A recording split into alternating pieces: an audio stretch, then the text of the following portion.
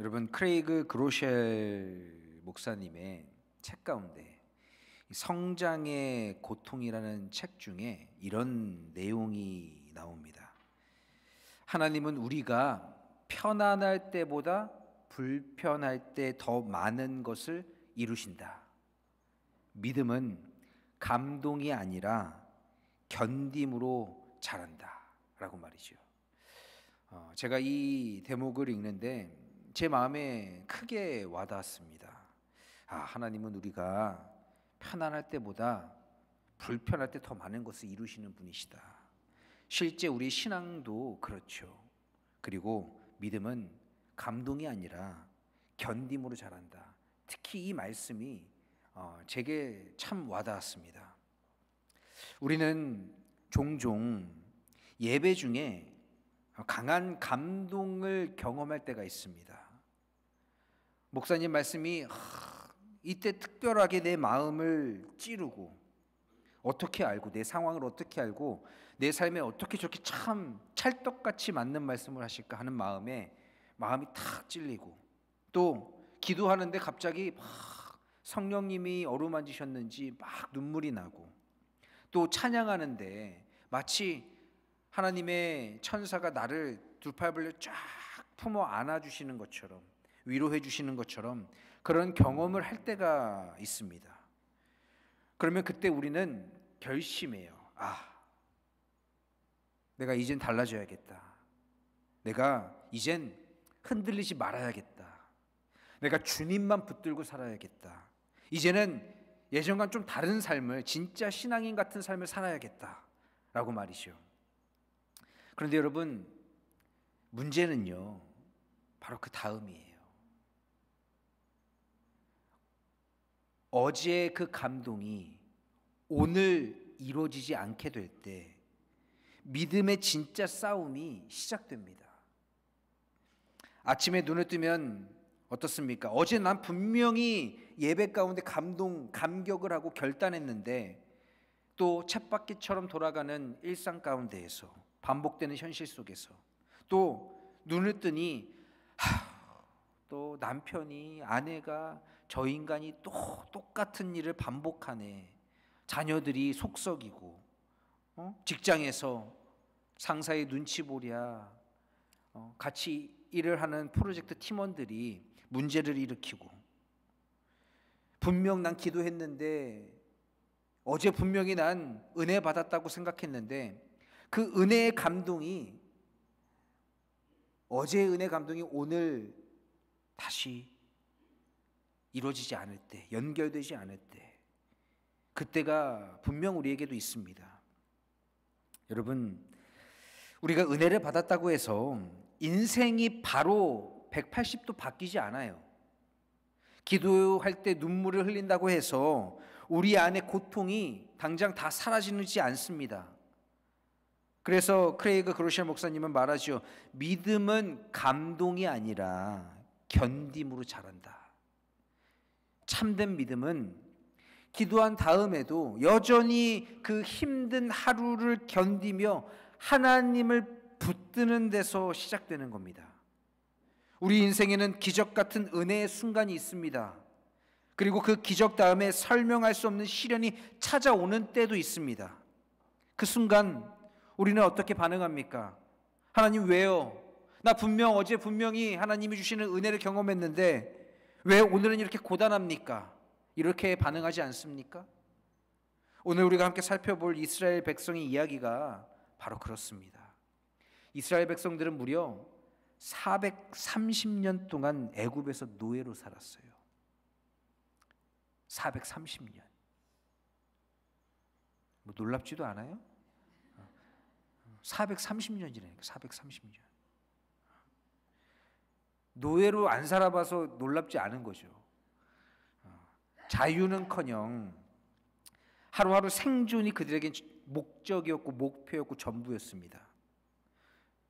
그들은 기도했지만 그 기도가 응답되지 않을 때 430년 동안 하나님이 자신들을 외면하는 것 같았고, 또 어떤 일이 벌어집니까?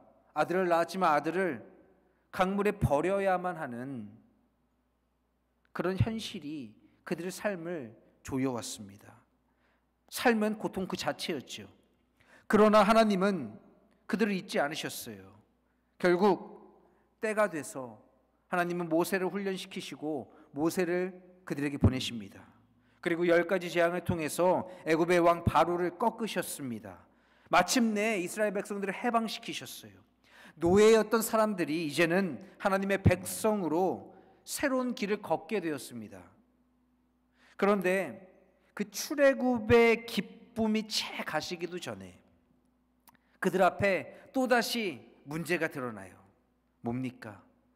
바로 홍해가 그들이 나아가야 할 길을 가로막고 있는 거예요.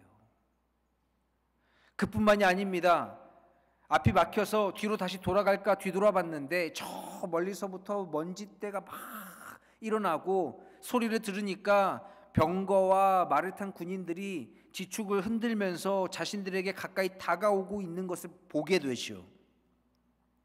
그래서 다시 눈을 앞으로 돌리니까 여전히 홍해 그 바다가 자신들이 나아갈 길을 가로막고 있었습니다. 이제 막 자유를 얻었다고 믿었던 그들이 또다시 절망에 빠진 거지요. 사방이 막혔어요. 뒤로도 앞으로도 갈 수 없었습니다. 그때 그들은 이렇게 말합니다. 출애굽기 14장 11절 말씀에 아니 모세야, 우리를 그냥 애굽에서 죽게 냅두지 왜 이 광야까지 데리고 나와서 여기서 험한 꼴을 당하게 하느냐, 여기서 왜 죽게 하냐라고 아우성을 칩니다. 여러분, 우리도 그러지 않습니까? 기도 응답 받고도 곧바로 찾아오는 현실의 벽 앞에서 우리는 또다시 절망의 말을 내뱉어요. 아, 하나님 왜요? 분명 어제는 은혜였잖아요. 어제 내게 기쁨이었잖아요. 그런데 오늘은 왜요? 그러나 하나님은 그 절망 가운데서 다시 길을 여십니다. 그때 하나님은 모세에게 이렇게 말씀하세요. 너는 지팡이를 들고 바다 위로 손을 내밀어 그것을 갈라지게 하라. 그러자 정말 믿을 수 없는 일이 눈앞에 펼쳐집니다. 홍해가 갈라져요. 뿐만 아니라 이스라엘 백성들이 마른 땅 위를 걸었습니다. 하나님은 그 절망의 자리를 믿음의 기적으로 바꾸셨습니다. 여러분, 이것이 바로 우리 하나님의 방식이에요. 우리가 삶의 끝자락이라고 느끼는 곳에서 하나님의 시작이 열리게 됩니다. 이스라엘 백성은 죽음의 문턱에서 마침내 구원을 다시 한번 경험했습니다. 그래서 그들은 이 홍해를 건너자마자 찬양해요. 여호와는 나의 힘이요 나의 노래시며 나의 구원이시로다. 얼마나 기뻤든지 춤추면서 박수치면서 손뼉치면서 노래를 부르고 드디어 우리 하나님이 진짜 이제 내 편이구나 라는 걸 믿음으로 고백하고 확신했습니다. 그런데 그런 감격이 끝난 바로 다음, 이스라엘 백성들이 발을 딛게 된 곳이 어디였을까요? 마라였습니다. 마라. 하나님은 이스라엘 백성들에게 놀라운 은혜를 주셨어요. 홍해가 갈라지고 그 길을 건너면서 애굽의 군대들을 다 수장시키셨고, 그로 말미암아 이스라엘 백성들은 찬양했습니다. 너무나 기뻤어요. 마치 우리처럼 예배 가운데 찬양하면서 두 손 들고 찬양하면서 기도하면서 눈물로 기쁨으로 그 은혜의 감격을 경험하고, 그러나 그 기적의 감격은 오래가지 않았습니다. 이스라엘 백성들은 하나님께 순종하며 광야 길을 따라갔지만 그들이 마주한 건 사흘간의 갈증과 고통이었습니다. 물이 없었어요.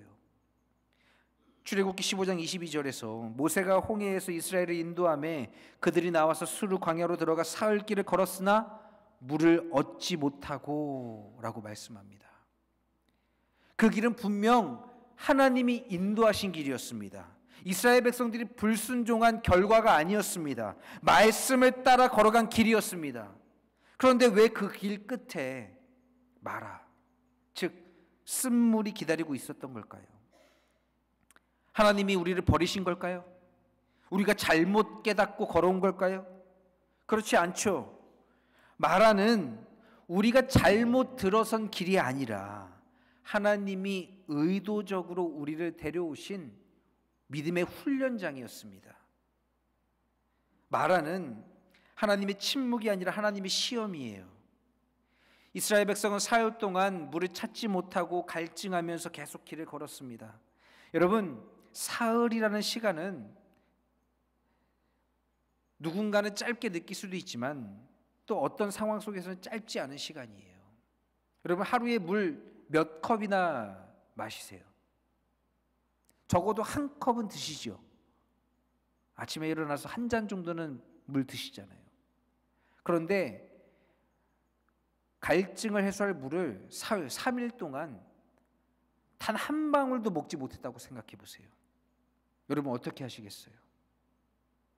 한 끼만 굶어도 신경이 곤두서가지고 막 뭐 하나에 째려보고 그러는데 물을 3일 동안 마시지 못하면 진짜 죽을 위기에 경험하게 됩니다. 아이들은 입이 바짝바짝 마르고 짐승들도 아우성이에요. 살려달라고. 모래바람은 거칠고 백성들의 입에서는 슬슬 이제 구원의 그 감격은 온데간데 없이 불평이 새어나오기 시작합니다. 그런데 바로 그때 저 멀리서 물이 보이는 거예요. 물이. 모든 사람들이 외칩니다. 살았다고. 달려가서 허겁지겁 그 물을 고개 쳐박고 마셔요. 그런데 입에 넣자마자 모든 사람들이 인상을 찌푸립니다. 여기저기서 캬 하면서 물을 다 뱉어요. 왜 그랬을까요? 그 물은 도무지 사람이 마실 수 없는 너무나 쓴 물이었습니다. 삼킬 수 없는 쓰디쓴 물이었습니다. 광야의 고통보다 더 쓰게 느껴지는 실망의 물이었습니다. 그들이 마라에 이르렀더니 그곳 물이 써서 마시지 못하겠으므로 그 이름을 마라라 하였더라. 마라라는 말은 히브리어로 쓴 것, 고통, 괴로움이라는 뜻입니다. 하나님은 일부러 그 쓴물 앞으로 이스라엘 백성들을 데리고 가셨습니다. 왜일까요? 하나님은 말씀하세요. 출애굽기 15장 25절 말씀에 여호와께서 그들을 위하여 법도와 율례를 정하시고 그들을 시험하실세. 오늘 본문에 보면 하나님이 이스라엘 백성을 마라로 인도하신 이유 중에 하나가 뭐라고 말씀합니까? 시험하시려 함이다 라고 말씀합니다. 여러분, 이 말을 들으면 어떤 마음이 드십니까? 혹시 조금 두렵지 않으세요? 하나님이 나를 시험하신다고? 그런데 하나님이 우리를 시험하신다는 말은 우리를 곤란하게 하시려는 의미가 아닙니다. 우리를 자라게 하시려는 뜻입니다. 여러분, 세상은요, 실수를 찾아내기 위해서 시험을 보지만 하나님은 신뢰를 세우기 위해 시험을 주십니다. 세상은요, 불합격시키기 위해서 시험을 만들지만 하나님은 합격시켜서 더 귀하게 쓰시려고 시험을 주십니다. 하나님은 우리를 괴롭히기 위해 시험하시는 분이 아니십니다. 우리를 훈련시키시고 성장시키고 결국 우리를 사용하기 위해 잠시 마라라는 그 시험장으로 데려가신 거예요. 우리가 평탄할 때는 잘 보이지 않던 것들이 광야에서 쓴물 앞에서 비로소 드러나죠. 그때 하나님은 우리에게 묻습니다. 너는 내 뜻을 믿느냐? 너는 여전히 상황이 이래도 환경이 이래도 나를 신뢰하느냐? 상황과 환경이 아니라 나를 믿고 따르겠느냐? 신앙의 길을 걸어가다 보면 가끔 우리는 이런 질문을 하게 됩니다. 하나님, 제게 도대체 왜 이런 시간을 허락하십니까? 왜 내게 이런 시험을 주십니까? 왜 내게 이런 고난을 허락하십니까? 하나님, 나는 순종했고요. 나는 하나님 예배했고요. 나는 주님의 뜻을 따라 걸어갔는데 왜 제 삶은 오히려 더 어려워지는 겁니까? 라고 말이죠. 도자기를 만드는 도공은 한 줌의 흙을 이렇게 손에 얹고 그 흙으로 귀한 그릇을 만들기 위해서 그 흙을 빚기 시작해요. 때로는 꾹꾹 눌러서 형태를 만들고, 때로는 물을 부어서 더 질감을 좋게 만들기도 하고, 때로는 거친 손으로 밀고 당기면서 형태를 바로잡습니다. 여러분, 그 과정은요, 흙의 입장에서 보면 힘든 시간이에요. 괴로운 시간입니다. 편하지 않은 시간이에요. 하지만 도공의 그 손길은요, 결코 거칠지 않습니다. 왜? 그 손길은 목적을 가진 손길, 사랑이 깃든 움직임이기 때문이에요. 그렇게 도공의 거친 손이라고 느껴지는 그 밀고 당기고 주무르고 치대고 때리고 했던 그 반죽이 모양을 갖춘 그릇으로 형태를 갖추고 이제 불 속으로 들어갑니다. 불가마 속으로 들어가요. 600도, 800도, 1000도. 그 뜨거운 가마 안에서 구워지는 시간, 이제 그 흙은 형체가 굳어지고 그릇으로서 본질이 드러나는 시간이에요.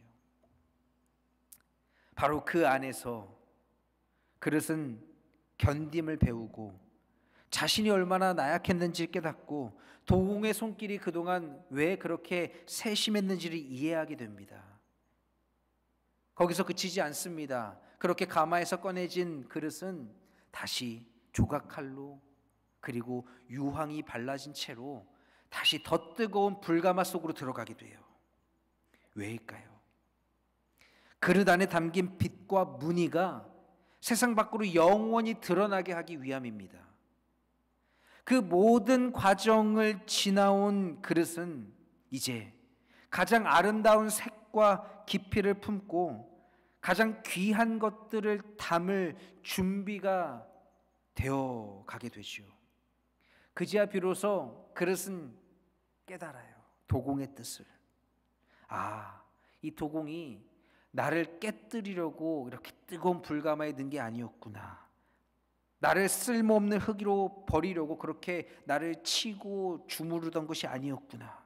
오히려 나를 누구보다 아끼고 누구보다 깊이 준비시키신 그 사랑이었구나 라고 말이죠.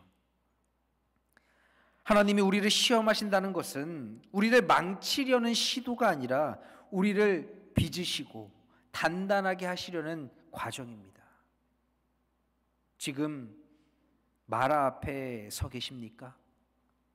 지금 내 인생이 이유를 알 수 없는 불가마, 그 불시험 속에 던져진 것 같으십니까? 그렇다면 여러분 기억하십시오. 그 뜨거운 시간조차도 하나님의 손 안에서 진행되고 있는 거룩한 제작 과정임을, 하나님은 실수가 없으신 토기장이십니다. 하나님의 손에 있는 우리는 절대로 버려진 흙이 아닙니다. 완성을 기다린 하나님의 그릇이에요. 그런 의미에서 이스라엘 백성들에게 말하는 시험장이었습니다. 하나님이 그들을 벌 주시기 위해 데려간 곳이 아니라 그들의 믿음의 깊이, 마음의 중심, 순종의 진실성을 보기 위해 데려가신 그런 자리였습니다. 믿음이란 여러분, 우리가 은혜로 춤출 때가 아니라 감동이 사라졌을 때 여전히 내가 주님을 붙드는 것, 그게 믿음이에요.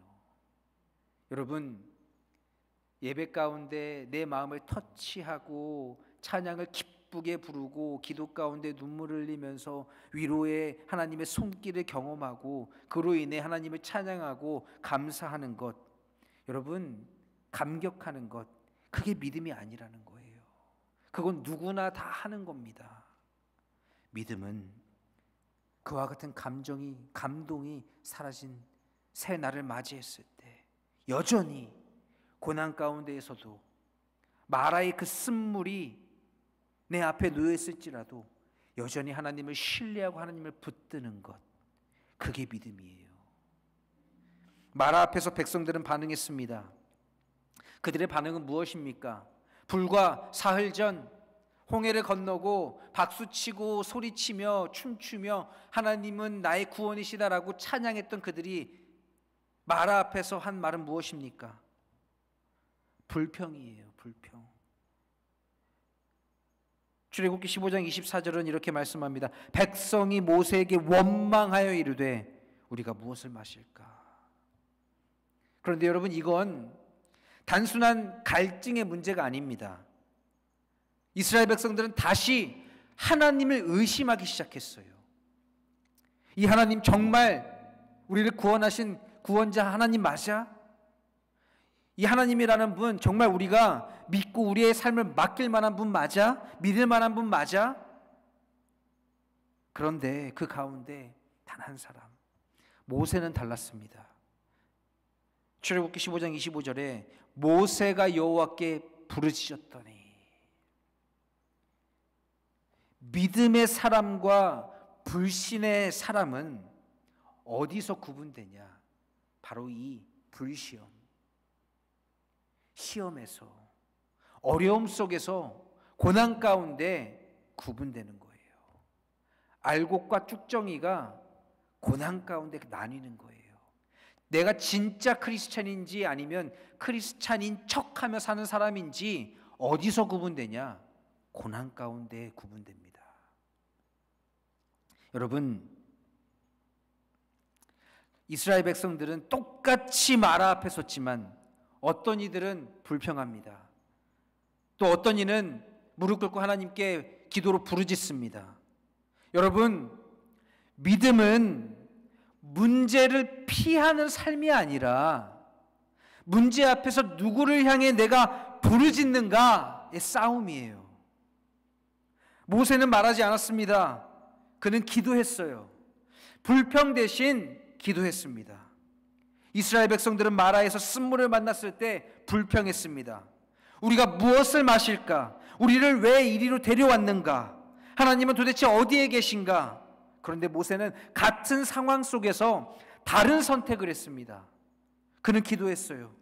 모세가 여호와께 부르짖었더니, 여기서 우리는 우리의 삶을 돌아봐야 합니다. 나는 어떤 사람인가? 문제 앞에서 하나님을 향해 나는 기도로 부르짖는 사람인가? 아니면 환경을 향해 다른 사람을 핑계 삼아 남 탓하며 불평하는 사람인가? 내 삶의 문제가 그 문제 앞에서 환경을 탓하고 불평하는 사람인가? 아니면 그 문제 앞에 다시 무릎 꿇고 하나님께 부르짖으며 기도로 나아가는 사람인가? 여러분, 한 주간의 삶을 돌아보십시오. 나의 지난 한 주간의 삶은 어떤 삶이었습니까? 직장에서, 가정에서, 인간관계에서 마라와 같이 쓴물을 만났을 때 나는 입을 열어서 사람들을 원망했습니까? 아니면 무릎 꿇고 하나님께 부르짖었습니까? 어떤 말을 더 많이 했습니까? 도대체 내게 왜 이런 일이 생기는 거야? 이런 말이었습니까? 아니면 하나님 도와주세요, 이런 기도였습니까? 내 입술의 방향이 어디를 향하고 있습니까? 혹시 여러분 가운데 지금 마라의 쓴물 앞에서 믿음을 잃어가고 계시는 분 계십니까? 그렇다면 오늘 이 말씀은 우리의 입술을 하나님께로 다시 돌리라는 초대예요. 하나님은 우리가 이 상황을 이겨내는 것보다 하나님을 찾는 자가 되길 원하십니다. 불평이 기도를 대신하지 못해요. 분노가 간구를 이길 수 없습니다. 기도만이 쓴물을 단물로 바꿀 수 있는 법입니다. 지금 여러분의 삶이 마라 같지 않습니까? 쓴물이 가득한 인생 같지 않습니까? 그렇다면 지금이 바로 기도할 때입니다. 불평을 멈추고 남 탓 그만하고 상황과 환경 탓 그만하고 부르짖을 때예요. 모세가 부르짖자 하나님은 말씀하십니다. 25절 말씀에 여호와께서 그에게 한 나무를 가리키시니 그가 물에 던지니 물이 달게 되었더라. 그러나 여러분, 이 말씀을 주목해 보십시오. 하나님은 어디선가 새롭게 이 마법이 깃든 어떤 특별한 나무를 가져오신 게 아닙니다. 이미 그 자리에, 이미 그 시간에 준비해 두신 한 나무를 보여주시는 거예요. 여러분, 이게 뭘 말하냐? 우리의 삶에 문제가 생기기 전에, 시험이 닥쳐오기 전에 하나님이 우리에게 마라와 같은 시험장으로 우리의 삶을 이끄시기 전에 그곳에 이미 하나님은 해답도 같이 준비해 두셨다라는 겁니다. 그리고 그 나무가 쓴물을 달게 만듭니다. 그 기적은 언제 일어나냐? 모세가 부르짖고 기도하고 순종했을 때 일어났습니다. 불평하고 원망할 때가 아니라 기도하고 부르짖고 하나님의 말씀에 순종할 때 기적이 일어나는 법입니다. 이 장면은요, 십자가의 그림자예요. 예수 그리스도의 십자가. 그 십자가가 우리 인생의 마라에 던져질 때, 심겨질 때, 세워질 때 우리의 인생은 쓰디쓴 인생에서 단물이 됩니다. 하나님의 사랑이 내 마음에, 내 아픔에 닿을 때, 하나님의 용서가 내 죄에 닿을 때, 하나님의 은혜가 내 상처에 닿을 때, 그때 비로소 우리 안에서 물이 달게 되는 기적이 시작됩니다. 하나님은 그 물이 달게 된 이후에 이렇게 말씀하십니다.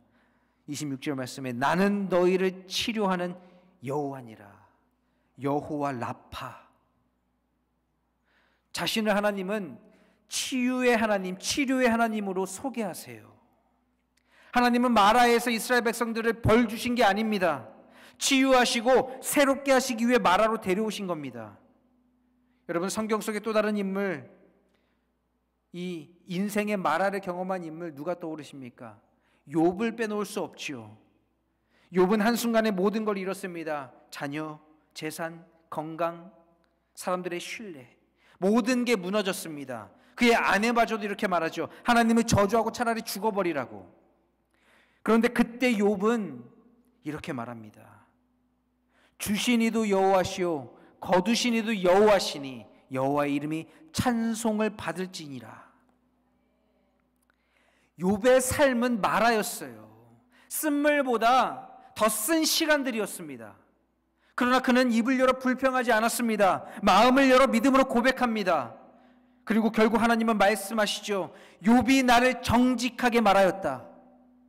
욥의 인생은 쓴물에서 단물로 바뀐 마라의 표본이에요. 오늘 말씀을 통해 우리는 마라라는 이름 아래 우리 현실을 마주하게 되었습니다. 우리는 홍해를 건넜어요. 지난주, 지지난주를 통해, 회개를 통해, 거듭남을 통해 우리도 홍해를 건넌 이스라엘 백성들처럼 구원을 경험했습니다. 구원을 소유했습니다. 기적을 경험했습니다. 하나님의 살아계심을 두 눈으로 확인했습니다. 그런데도 여전히 조금만 목이 마르면, 조금만 상황이 불편하면 우리의 입에서 불평이 나오고 원망이 나오고 하나님보다 사람을 먼저 탓하게 되죠. 그게 우리의 연약함이고 그게 하나님이 우리에게 끊임없이 불가마를, 불시험을, 마라를 허락하시는 이유입니다. 오늘 하나님은 저와 여러분에게 조용히 물으세요. 지금 너의 그 쓴물 앞에서 너는 나를 향해 기도로 부르짖고 있느냐? 아니면 상황과 환경을 향해 불평하고 원망하고 있느냐? 하나님은 오늘도 우리 앞에 한 나무를 보여주십니다. 그 나무는 바로 예수 그리스도의 십자가입니다. 지금 여러분의 삶 속, 쓴물 같은 현실 속, 도무지 삼킬 수 없는 고통 속에 여러분 십자가를 던지십시오. 십자가를 세우십시오. 감정이 아니라 믿음으로, 분노가 아니라 기도로, 포기가 아니라 예배로 그 쓴물을 하나님 앞에 올려드리십시오. 그때 그 물이 달게 될 줄로 믿습니다. 그리고 출애굽기 15장은 이렇게 마무리돼요. 27절 말씀에 그들이 엘림에 이르니 거기에는 물샘 12과 종려나무 70그루가 있었더라. 학자들은 이 말씀을 이렇게 해석하기도 합니다. 이스라엘의 12지파를 세우기 위한 복선, 그리고 야곱의 자손들, 그들이 요셉을 만날 때, 그리고 그들이 따로 떼어져 나갈 때 70인들이 따로 떼어져 나갔던 그것을 예표하는 글이라고 표현하기도 합니다.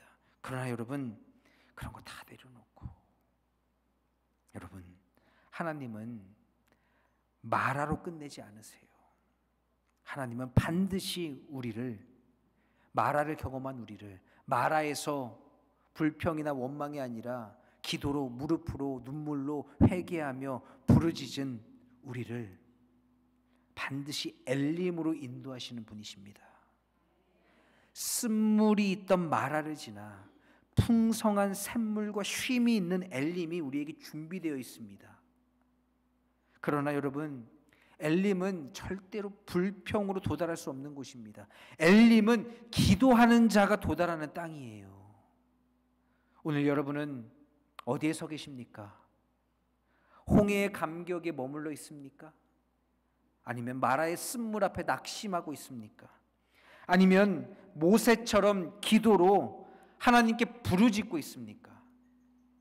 오늘 여러분의 그 마라 같은 자리에서 하나님을 찾는 기도가 시작된다면 그 자리는 치유의 자리로 바뀌게 될 줄로 믿습니다. 그리고 여러분의 발걸음은 반드시 하나님이 엘림으로 이끄실 줄로 믿습니다. 오늘 이 시간 결단하기 원해요. 주님, 내 안의 불평을 내가 멈추고 마라의 쓴물을 주님께 올려드립니다. 주님, 부르짖는 자에게 한 나무를 보여주셨던 것처럼 내 인생에도, 우리 인생에도 예수님의 십자가가 닿게 하여 주옵소서. 우리의 삶을 마라에서 멈추지 않게 하시고 엘림을 향해, 준비되어진 엘림을 향해 기도로 걸어가게 하여 주옵소서. 우리 시간 이와 같은 결단을 하며 주님께로 나아가겠습니다. 함께 기도하겠습니다.